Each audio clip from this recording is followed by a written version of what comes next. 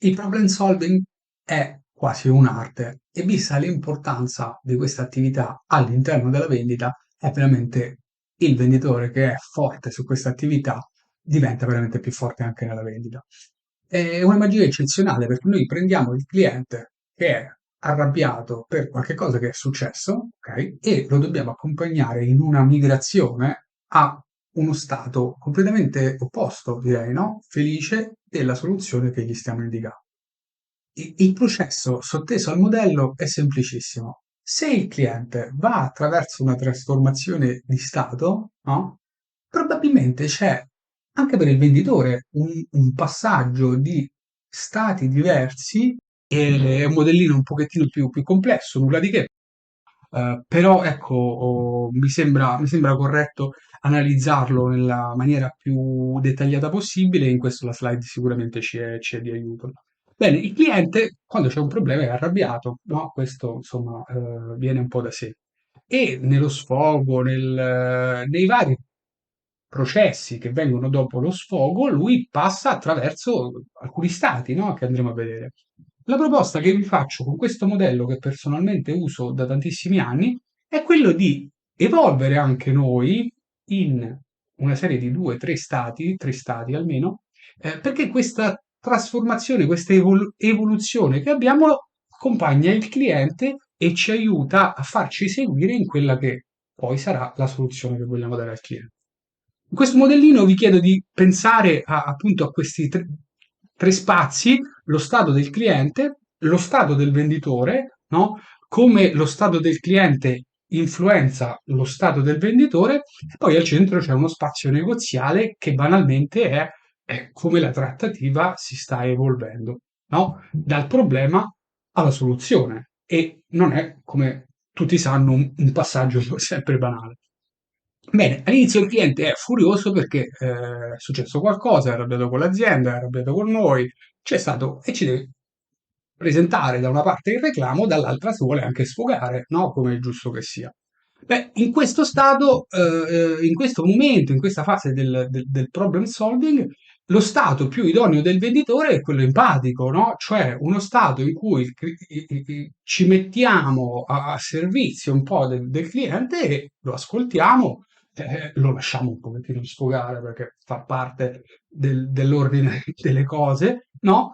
E piano piano però dobbiamo anche promuovere un primo cambiamento importante.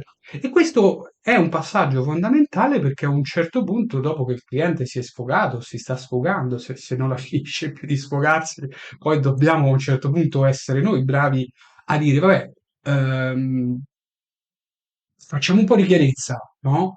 Qual è il problema? Ho capito che è questo.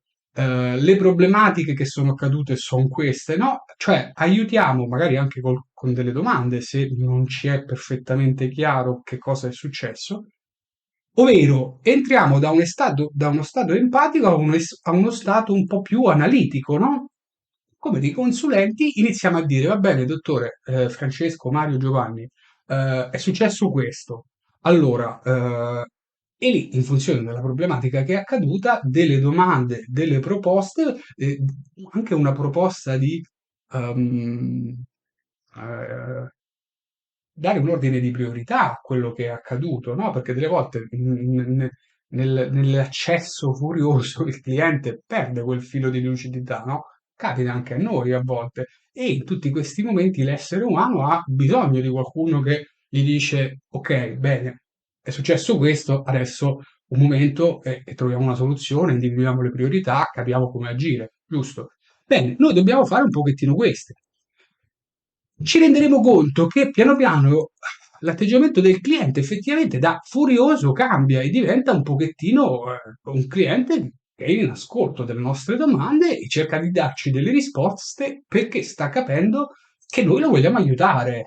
L'abbiamo compreso, abbiamo le capacità per aiutarlo e se ci ascolta e risponde alle domande che gli facciamo per trovare la soluzione migliore, compatibile con quello che l'azienda può garantire, e forse è anche interesse suo, giusto? Bene, l'ultima fase in cui il venditore è chiamato a migrare, a trasformarsi, è quello dello stato direttivo. Cioè, a un certo punto, quando noi abbiamo compreso bene qual è il problema, ci siamo sentiti con l'azienda, con il nostro responsabile e abbiamo capito qual è una soluzione, la miglior soluzione che l'azienda ci mette in condizione di dare, ok? E a quel punto il cliente, scusate, deve eh, rendersi conto che quel che sta mettendo sul piatto e risolverà in tutto o in parte o in gran parte, a seconda di quella che è la situazione, il problema che si è venuto a creare. Siete d'accordo? Bene, quando la soluzione soddisfa in maniera sufficiente il cliente, va benissimo e il problema si è risolto nella migliore maniera possibile, e delle volte succederà che c'è bisogno di una negoziazione, no? Il cliente vorrebbe 100, l'azienda offrirebbe 90 signori c'è bisogno che ci incontriamo a 95, no? In chiusura, lo sapete, l'appello di nuovo, se vi piace quello che produco, iscrivetevi al canale, se volete suonate la campanella e ogni volta che esce una cosa nuova siete aggiornati. Infatti è vero che questa è l'ultima sessione di questo macro viaggio, diciamo, che abbiamo fatto dentro la vendita, ma è anche vero che vi sto preparando delle sorprese molto interessanti e vi assicuro che lo saranno al 100%. Più andremo a vedere tutta una serie di approfondimenti trasversali alla vendita e poi inizieremo altri percorsi su un pochettino più specifici sul coaching, sulla programmazione neurolinguistica, piuttosto che le negoziazioni complesse, insomma, tutto quello che riguarda non solo la vendita, ma l'interazione essere umano-essere umano, la capacità di integrarsi dentro un'azienda, capire, insomma, veramente tante cose. Quindi penso che gli argomenti, seppur differenti, risulteranno collegati e se vi iscrivete mi aiutate a mettervi a disposizione tutto questo. Vi ringrazio, è stato un piacere, vi auguro una buona giornata e buon lavoro.